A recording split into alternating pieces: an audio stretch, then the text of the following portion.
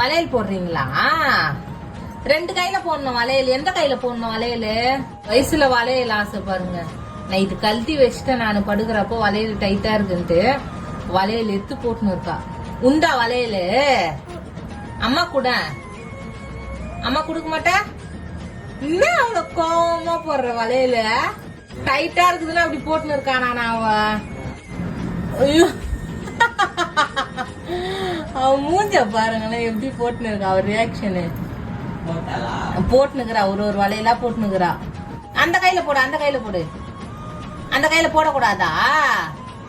ஏன் வாட்சி கட்டணுமா? இங்க பாரு அம்மா பாரு, வாட்சி கட்டணுமா? சரி வாட்சி வாங்கி கொடுக்கட்டா அம்மா? எத்தனை வாட்சி வேணும்? 6. சரி என்ன கம்பெனி வேணும்? சரி.